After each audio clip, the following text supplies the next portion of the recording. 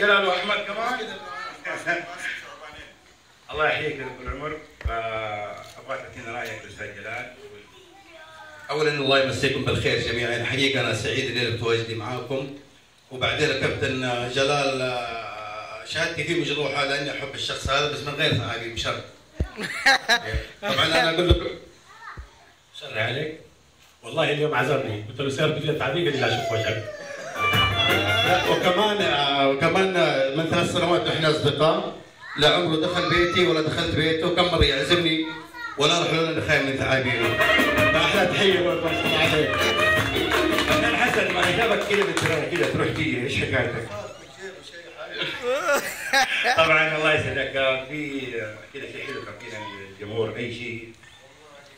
جمهورنا يستاهل حقيقه، ولكن نحن حنغني له اغنيه وطنيه طبعا للوطن، والوطن يستاهل منا كل جهد. يا ريت انت الصوت الثاني.